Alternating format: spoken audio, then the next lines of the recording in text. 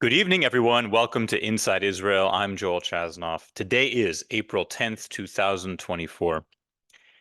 And tonight's episode is called Sweet Little Lies. I'm going to talk about honesty, lying, the roles that lying and lies have played over the past 6 months in Israel.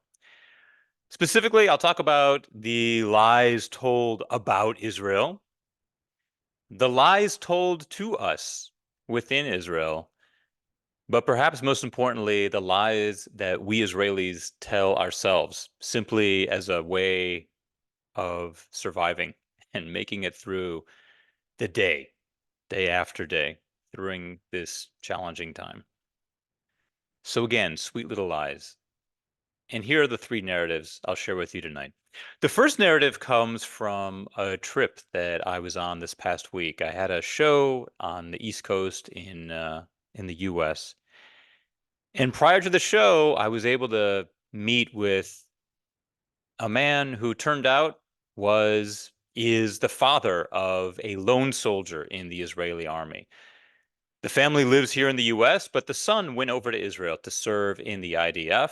And as it turns out, he got into a very elite unit. Those of you who know the Israeli army, this unit is called Sayeret Golani. Golani is an infantry brigade, and within every infantry brigade in the Israeli military, there is something called the chosen units. This is like in English, you'd say the reconnaissance units, the engineering units. It's a very small semi-platoon within the platoon. Only about 20 make it into this very elite special forces branch of these infantry brigades. And this one is called Sayeret Golani, which is really regarded as one of the most elite units in the IDF.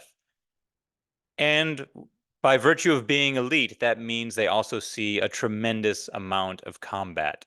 First ones in, last ones out, the ones going on the missions that we don't even hear about in the news.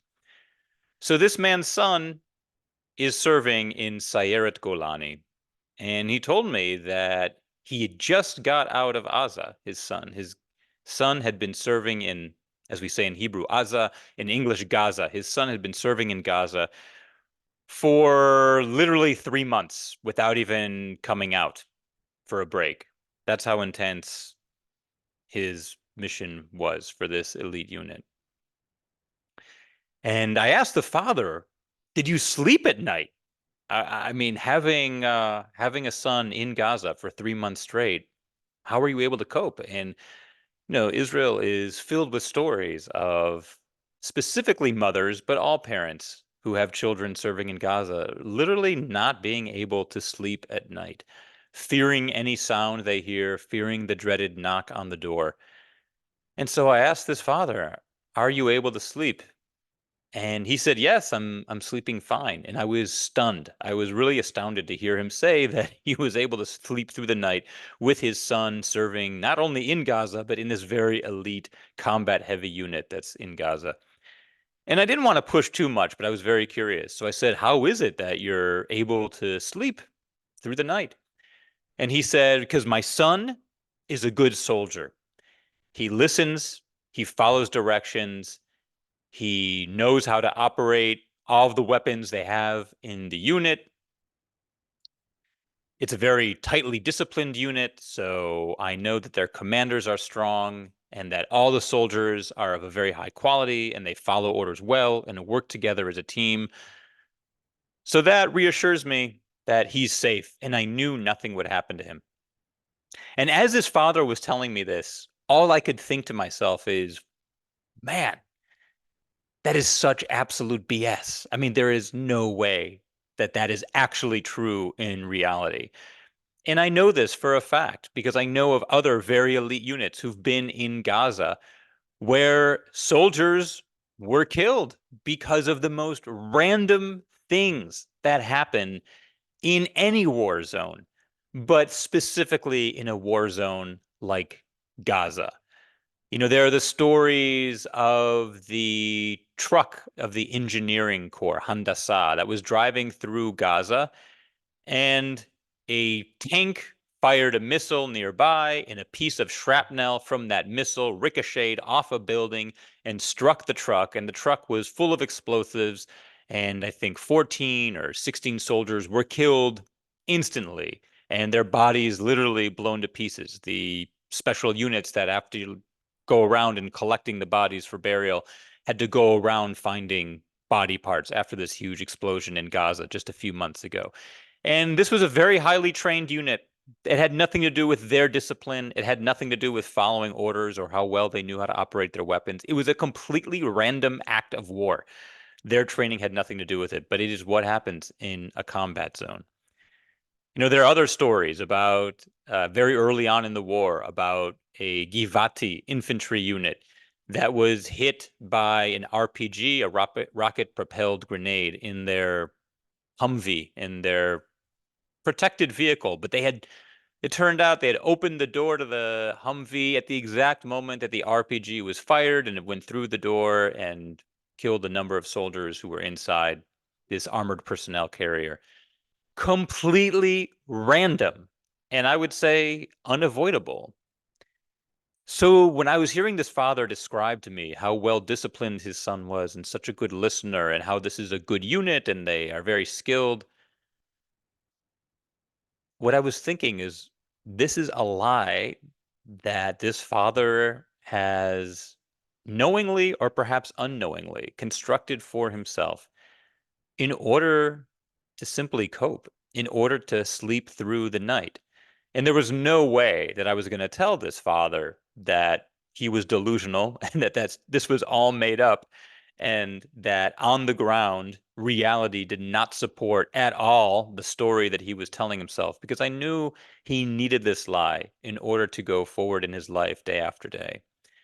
But it occurred to me that some of the biggest lies happening in Israel right now are the ones that we tell ourselves simply to make it and to sleep through one more night and wake up one more morning. This happens to everyone I know, and it's happened to me myself. We had a terrorist attack in Raanana probably about 2 months ago at this point. It was around, I think it was January 15th-ish, so just over 2.5 months now, maybe going on 3.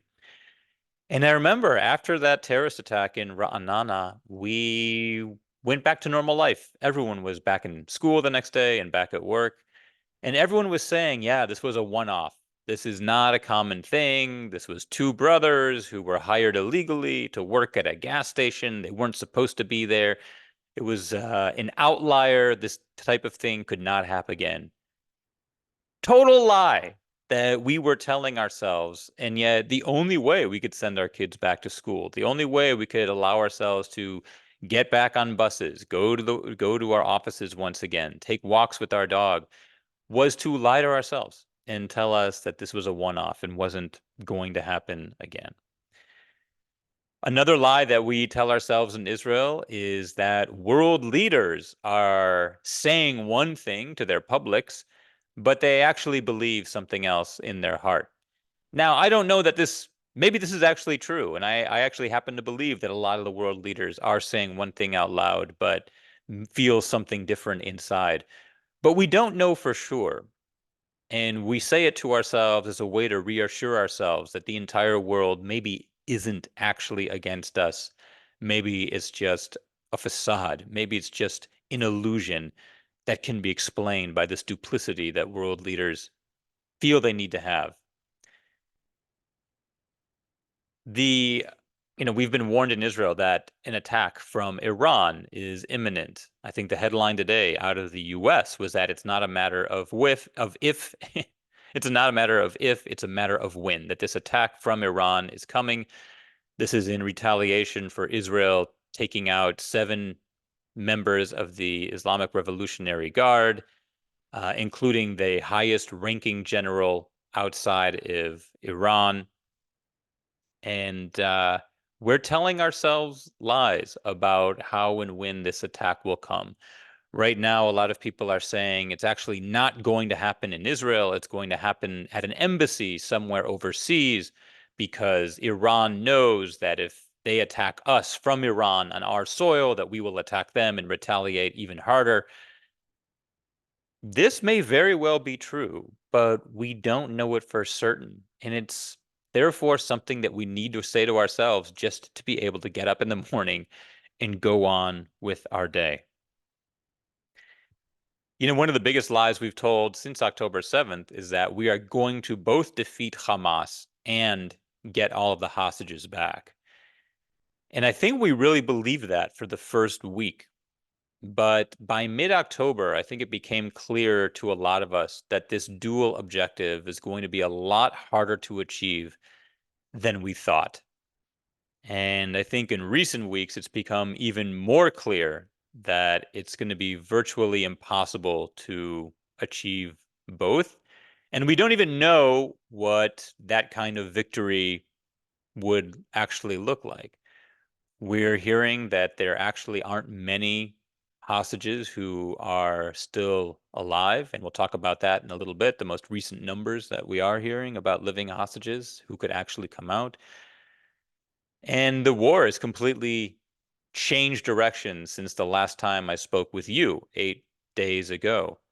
So there are big question marks about where the war is headed and what the reality of rescuing hostages, getting them out actually is.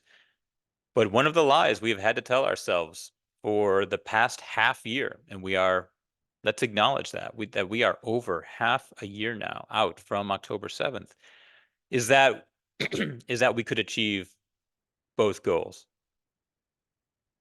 So those are the lies that we have been telling ourselves simply to get through our day and to move forward. And then there are the lies that we are being told within Israel. Now, I can't necessarily pinpoint exactly what the lies are, but I'll let the numbers speak for themselves.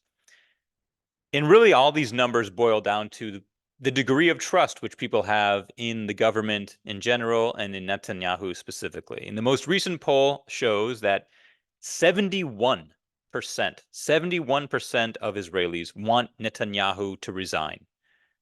And if you break that down, that's 42% want him to resign right now, and another 29% believe he should resign immediately after the war. But that's over 70% who think that he should no longer be prime minister at really the earliest possible date. Only 21% of Israelis think he should not resign. There's 8% that just doesn't know. But you're only talking about a fifth of the country who feels that the current prime minister should be the prime minister. And one of the main reasons is trust, that gap in trust, where people say they don't believe Netanyahu when he is saying something about the war, they actually don't believe it's true. 56% of Israelis say that they believe Netanyahu is fighting this war more for his own political gain in mind than for the sake of and the stake of the state of Israel, that his own political uh, goals are the precedent, are what's most important to him. 56%, over half the country. And again, this boils down to mistrust and not being able to fully trust the leaders we have. 2/3 of Israelis say that they want early elections for the Knesset. So not only do they want Netanyahu to step down, but they want early elections so that we can have a completely new government. 2/3.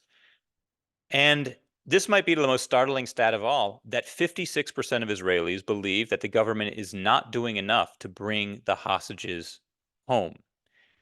And whether or not it's actually true that they're not doing enough to bring the hostages home, the fact that the public believes that they're not doing enough is important in and of itself because it reflects the degree of trust that we have. Now, we'll talk about the hostages in a little bit. I don't know that there are that many options that the government really has to bring the hostages home, but it's more of an aura, a vibe, a feeling people have that the government and Netanyahu specifically aren't fully motivated to bring the hostages home, that Netanyahu has other political ambitions in mind, and that bringing the hostages home could interfere with those. So just this idea of not knowing who to trust and not having full faith in your government, in your leaders, that's been a big factor in Israel for well over half of the time that this war has been fought. It has been fought. You know, just the other day, Netanyahu said that we have a date on the calendar for when to begin our operation in Rafah, Rafah. Rafah is that most southern city, big city in Gaza, right on the Egyptian border. It's really the last stronghold that the IDF would need to take in order to have this war be complete. And we were told over and over that we were going to go in to Rafah during Ramadan if we didn't have hostages released by Ramadan. Well, Ramadan has come and gone, and we are still not in Rafah. And now Netanyahu is saying that we have a date on the calendar to begin the Rafah operation.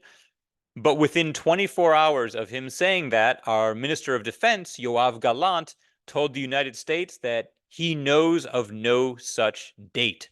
That when he met with Austin here in the US, he said that he doesn't know of any such date when we would begin the operation in Rafah. And this communicates to Israelis that we don't know who is lying, but we do know that we are not being told the complete truth. And this really affects how Israelis are seeing the war and how we are moving forward. So that's a big issue that we've had to contend with is who do we trust? Who is actually speaking to us bluntly and who do we believe? The one thing that's clear is that most Israelis do want a change of leadership. And then narrative number 3 is what I consider the biggest lie of all. And that is the lie being told about Israel by the rest of the world. You know, many times on this podcast, I've made clear that I'm frustrated with Netanyahu and the government, and I think maybe the army could be doing this better or that better. But let us not forget what's really happening here. Let us not take our eye off the ball.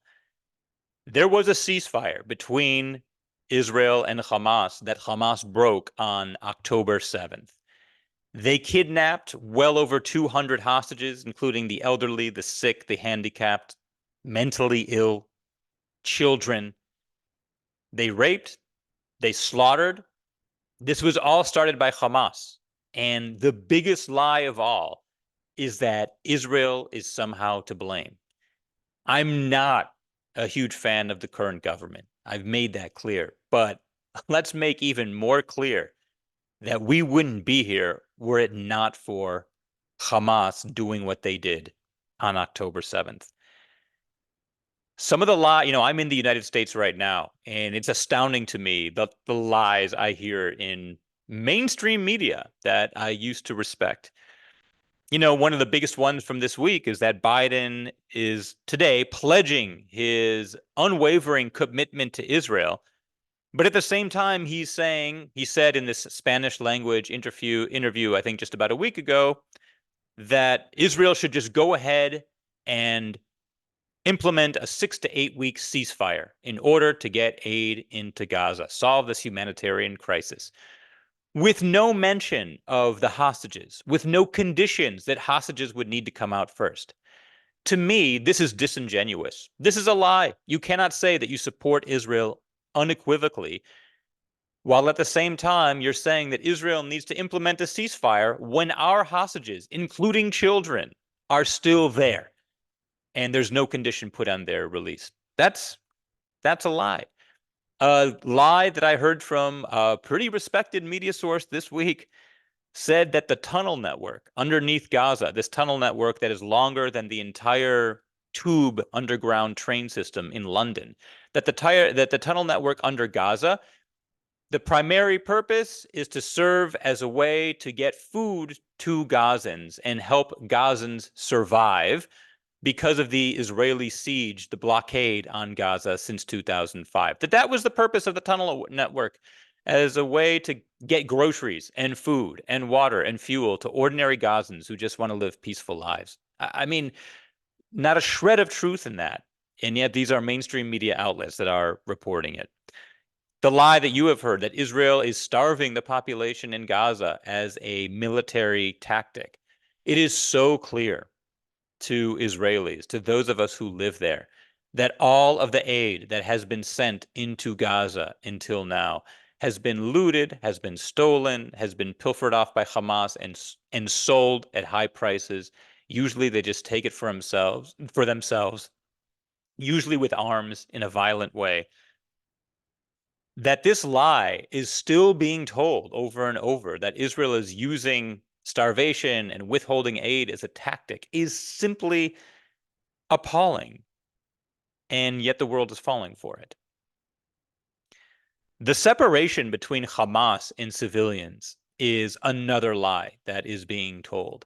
I do believe there is such a thing as innocent civilians in Gaza, but I don't think that that line of demarcation between Hamas and innocent civilian is nearly as clear as we'd like to believe.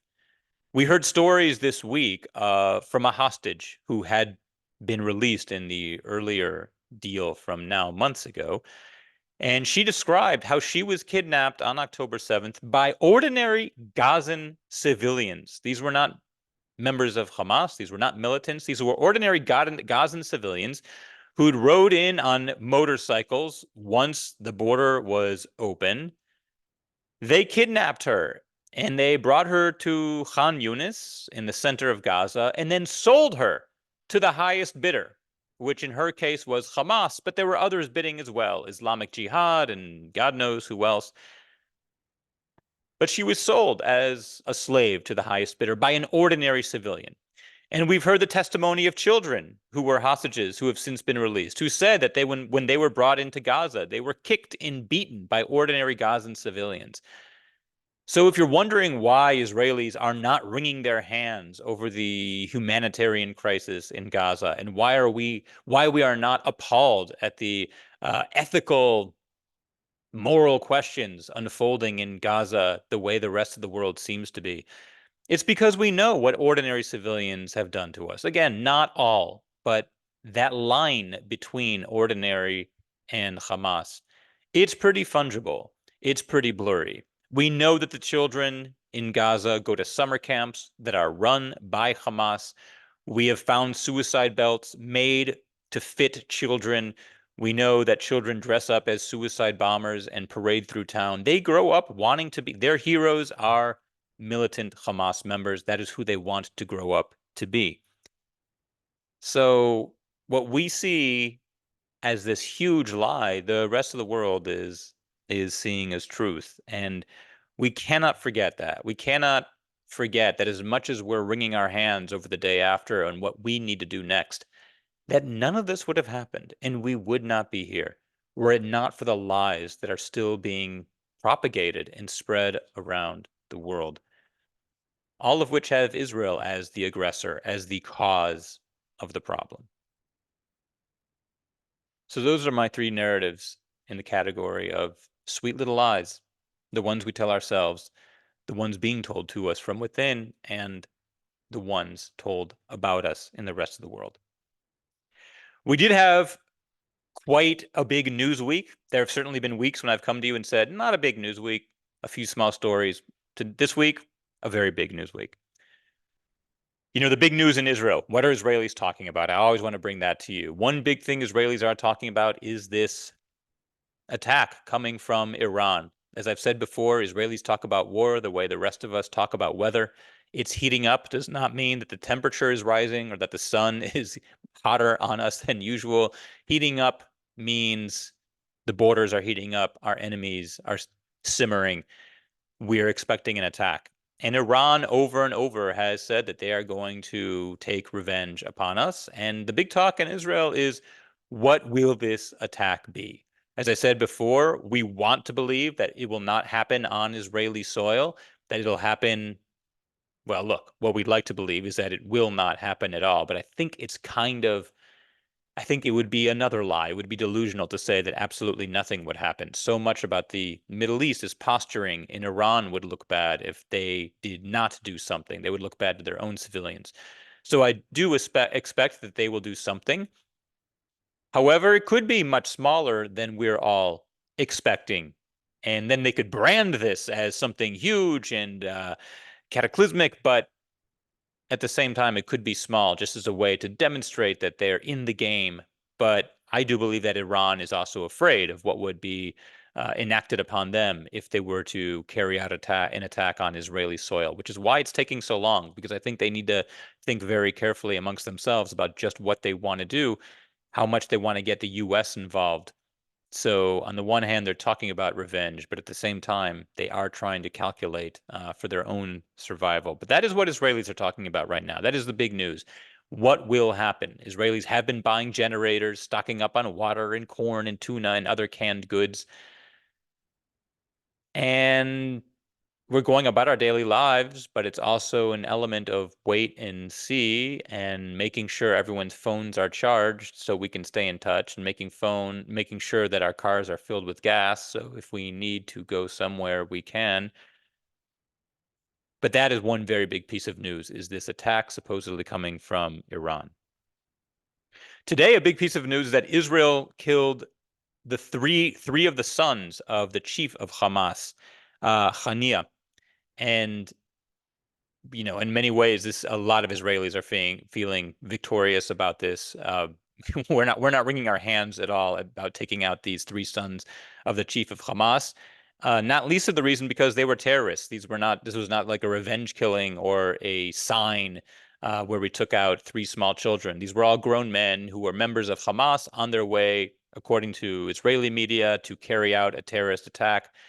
So when we were able to get all three in an airstrike, this is a victory for Israel. And of course, Hania is saying that it's an honor to have his sons die for the cause and to be murdered. But a lot after the Lebanon war in 2006, there was a lot of talk in Hezbollah among their leadership. Was it worth it? Because they lost a lot. They lost a lot of family members. They lost their homes. And I wouldn't be surprised if in Hamas there's some of these conversations as well. How much is it worth it when this guy loses three of his sons and I think one or two of his grandchildren as well in the same strike? Again, does not bother me. That's collateral damage, and I'm not wringing my hands over that, and I guarantee you no Israeli is either. But that is another big piece of news from today. Now, there are those who say that this could jeopardize the hostage talks that are supposedly happening right now. There are others who are saying that this doesn't jeopardize them at all.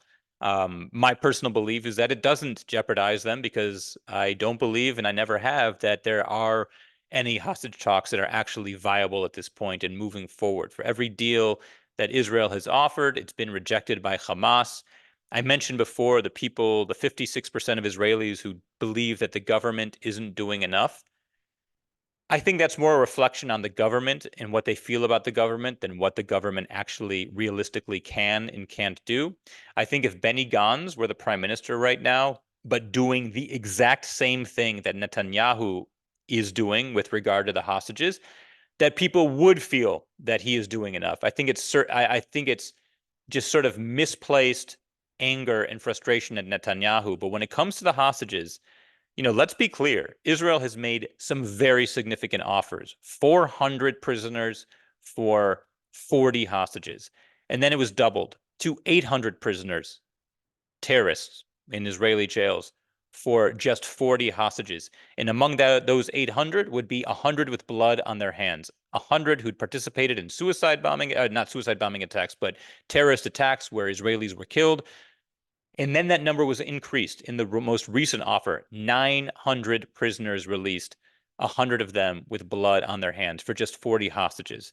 And still, Hamas is rejecting that as well. And it's sort of understandable why Hamas is rejecting it. At this point, I've said all along that what Hamas really wants is for Israel to go into Rafah, and to quote unquote slaughter as many innocent civilians as possible, because that only helps the PR cause on Hamas's side. They certainly don't care about their own civilian population. But over recent days, there have been some big changes in Israel, and this is the next piece of news. And I'm not sure how aware you are of this here in the US, but first of all, there's a ton of humanitarian aid now flowing into Gaza. So the aid is going in. The second big piece of news is that the war in Gaza is either over or on a very long pause. We kind of have a ceasefire right now. All Israeli soldiers have left Gaza in the past week, except for one brigade from the Nahal brigade. I mentioned Golani before. Golani's an infantry brigade. Another infantry brigade is Nahal, and they are the only ones in Gaza right now.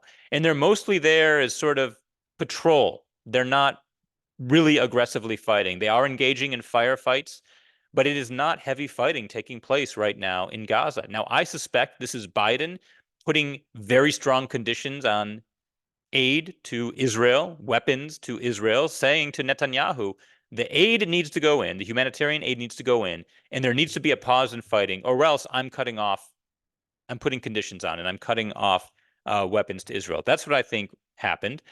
And that's why we're seeing that the war in Gaza is on this huge pause. We essentially have a ceasefire right now, and aid is coming in. So any leverage we had on Hamas is no longer there, which means, as we say in the Talmud, kal v'chomer, all the more reason why Hamas has no motivation at this point to engage in hostage talks, to release hostages. The leadership are hiding out underground in Rafah. They're just going to continue hiding out. They don't need to get anything. They've got the aid they want. Israel is no longer fighting in Gaza. Their conditions, in a way, have been met. But what's important for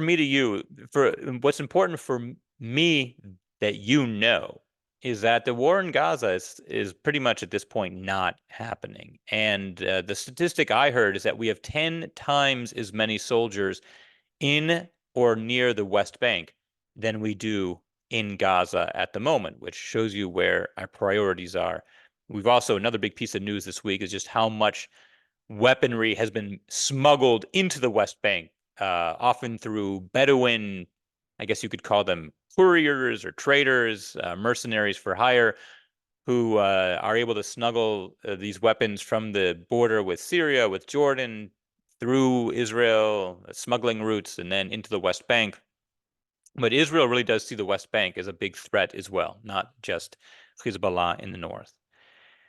And let's let's talk about the hostages. That's another big piece of news that I want to make sure that we hit on.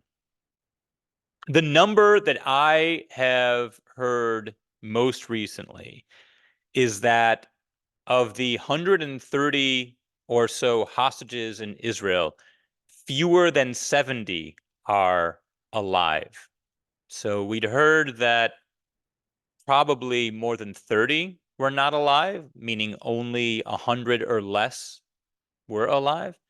But now that number has been reduced to under 70 that we believe are actually alive in Gaza at this point.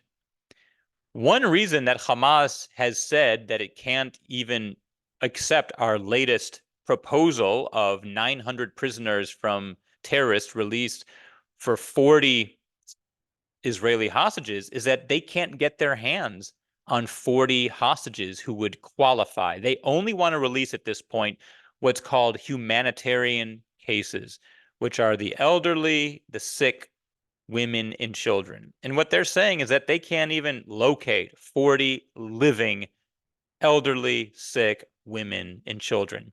They refuse to release men under 50. They consider them soldiers and they refuse to release soldiers. Now, this has actually led to a slight change in thought and possibly in policy in Israel.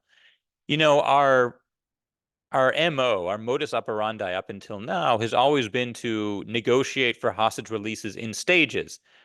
You know, we had what was it, 110 or something released in the first deal, and then the thought was now another 40, the women, the children, the sick. A lot in Israel are saying no more of that, no more stages, no more deals. One deal to release all the hostages, all or nothing.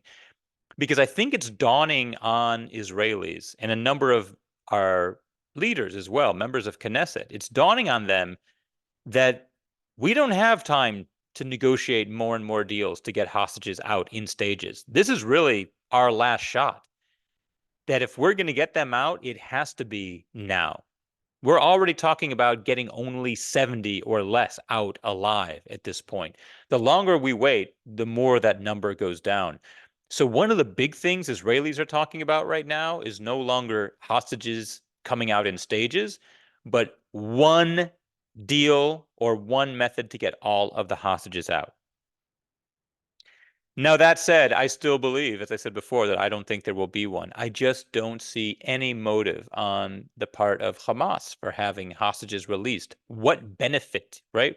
What, que bono, how would they benefit from a ceasefire at this point? You might say, well, they could regroup and fight. But I don't think that's necessarily true as well. Because another thing that we're hearing from the Israeli leaders, and the ones we really trust, Benny Gantz, Yoav Gallant, we're hearing that at this point, Hamas has pretty much been dismantled as a military. Now, we still have Hamas militants operating in small groups alone, but the idea of Hamas functioning as a military with commanders, with battalions, with brigades and platoons and that kind of structure, that at this point, they've been pretty much dismantled and they are unable to function as a military right now, which in one way is a victory for Israel. I think ideally we would love to kill every last member of Hamas, but that in many ways is impossible to simply track them all down. And also because Hamas is more than just militants, it's an idea that will continue to fester and grow. But in terms of their ability to function as a military, what we're hearing is that they have been dismantled, that is no longer possible, which is another reason why they wouldn't want a ceasefire. If they believe that there's nothing they could do at this point, their real only motivation now is to have the PR turn on Israel so hard that Israel actually withdraws from Gaza and that they can emerge, the leadership can emerge from the tunnels alive and flash a victory sign and wave their flag and say that, look, Hamas has won, we're still here. But other than that, I don't know that Hamas really has much to want. I don't know that they have any motivation for wanting future deals. So what are we thinking about the hostages? It seems to me that for the time being, they're going to be there. And I say this every week. God willing, I'm wrong. I would love to be wrong on this. But I just don't see any way, if Hamas keeps rejecting these offers, that they would come out. Let's go to your questions for this week. So Adam, who I've become friends with, hey, Adam Noe on Long Island, wrote in about a phrase that he's hearing a lot. American politicians talking about Israel. They say Israel needs to rethink their approach. It certainly has me trying to think and discuss the war, the day after, and what comes next. Are Israelis thinking differently?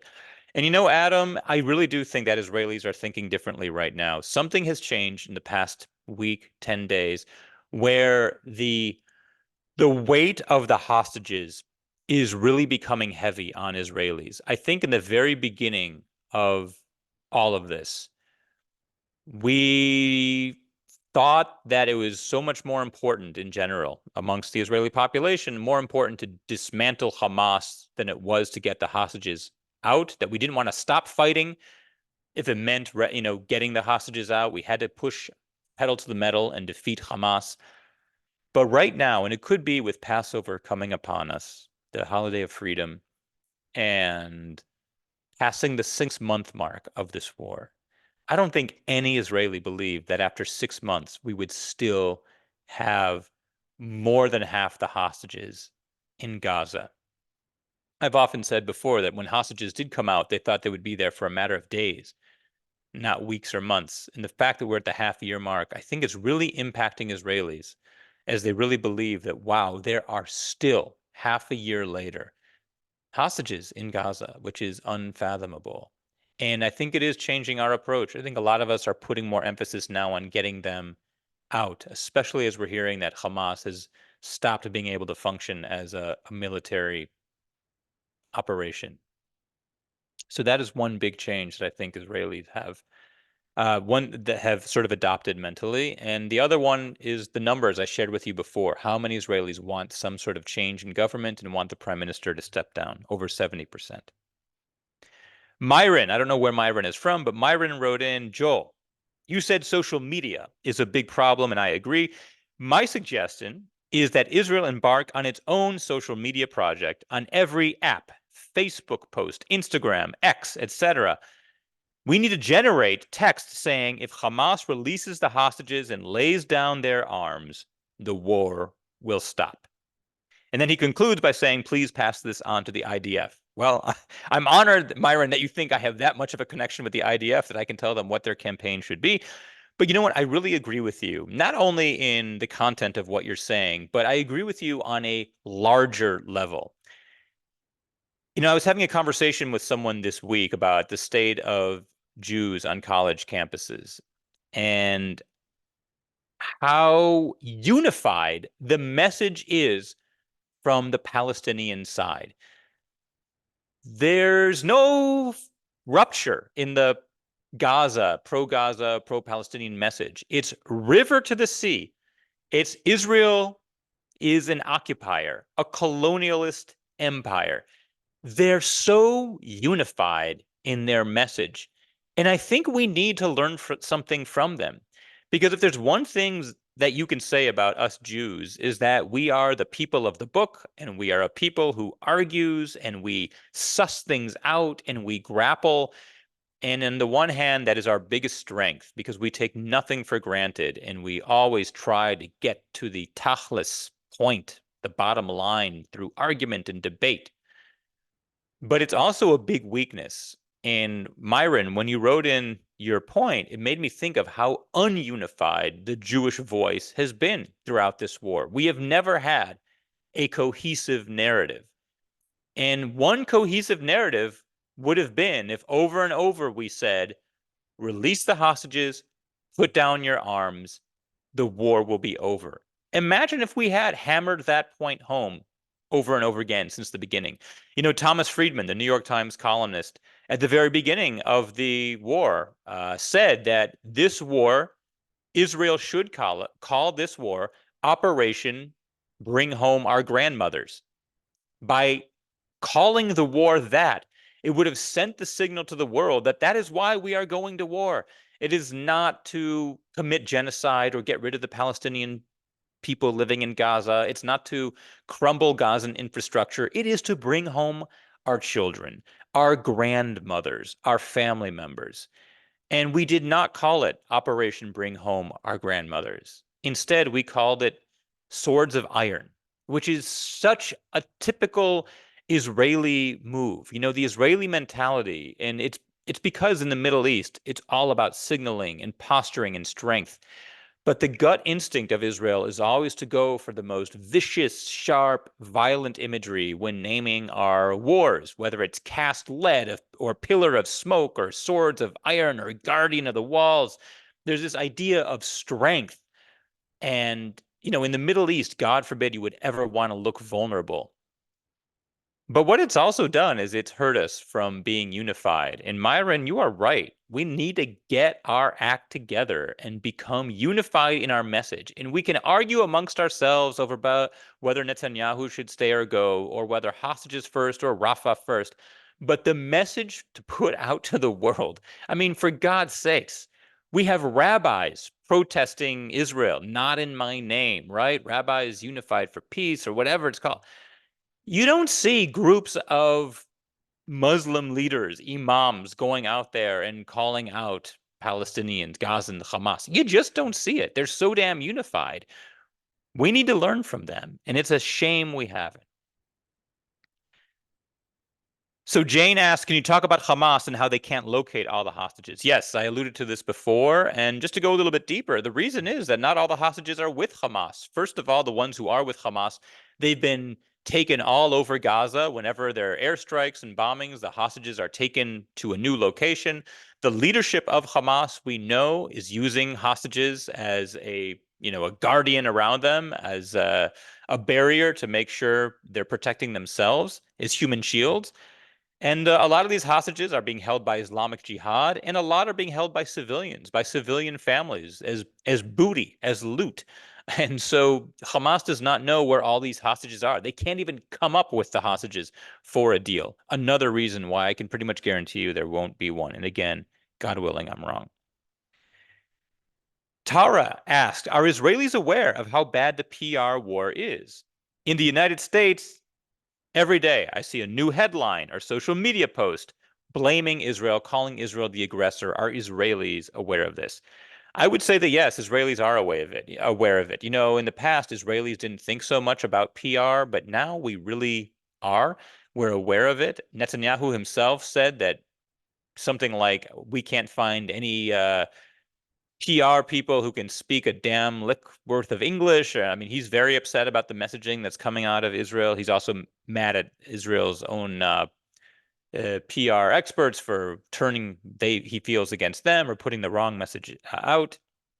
But Israelis are aware that our PR is not good. But what we don't know, what Israelis don't know, is what we could or should be doing better. I think the solution, or one solution, relates to what Myron just said, with getting on message and going away from the aggressor and these swords of iron and more toward the bring home our kids, bring home our families, our grandmothers, and the human touch, the vulnerability.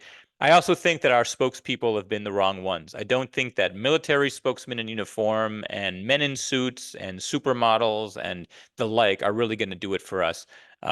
We need better spokespeople who can talk to the human side of the story, talk about Jewish ethics, Judeo-Christian ethics, which is our gift to the world. But it's just Israel's instinct is to always go for the more aggressive posturing. And I think that's one of the reasons PR has been so difficult for us. The last question comes from Marcia, and it's a great one. How will Israelis celebrate Passover this year? Well, on the one hand, we're celebrating Passover as usual. The stores are papering over their shelves and separating the chametz products from the kosher for Passover products. We're inviting people for Seder. What's very different is it is on all of our minds that this will be a Seder where there are most likely hostages, our brothers and sisters being held hostage in captivity. One thing I have done is I've created a 2-page PDF called In Every Generation. And I'm going to be sending that out to all of you on my mailing list next week. And I'll also share it in next week's podcast. I'm putting the finishing touches on it right now. But this 2-page PDF that I'm creating for you is going to have 4 more questions, 4 questions that we all should be asking at a Passover Seder such as this one. It's also going to have suggestions for how we can commemorate this year's Seder and the horrid idea that we have hostages in Gaza. Whether it's putting an empty chair at your Seder table with the name of a hostage on the plate in front of you, or a piece of masking tape on your Seder plate that says 199, which is the number of days on the first Seder that hostages will be held there. And we also have some Hebrew is magic. I have a couple of words, Hebrew words that are used in the Seder for you to discuss and figure out, is it coincidence or not that these words have double meanings and actually can offer us some deeper insights into how to think about our Seder differently this year. So again, I'll be really happy to share that PDF with you next week on the podcast. And if you're not on my mailing list, you really should be. You can sign up at joelchasnoff.com/podcast. I just put that address in the chat. And you'll get that newsletter every week where you'll get the links for this webinar, but also the PDF next week to help make your Seders more meaningful. And the big question for Israelis is, how do we celebrate the holiday of freedom when our brothers and sisters are being held captive in Gaza? Because there's that old expression, as long as one of us is not free, none of us are free. And so, yes, we are celebrating Passover, but the hostages are first and foremost on our minds. That concludes this edition of Inside Israel with Joel Chasnoff. I'm really thrilled to see so many of you here for today's broadcast. Next week, it's going to take place on Thursday. So that will be Thursday, the 18th of April. And the reason is I'm flying back to Israel next Tuesday, so I'll be unavailable Tuesday and Wednesday. But Thursday, I will be coming to you from Israel, my middle of the night, but As always, happy to do it. And I'll be sharing insights from what it's like to be back in Israel after this 3-month tour in the US. And I'll also have the Passover materials ready for you and some other ideas about how to make this very unique and different Passover meaningful for us during this difficult time. Again, if you're not on the mailing list, sign up so you can get the links.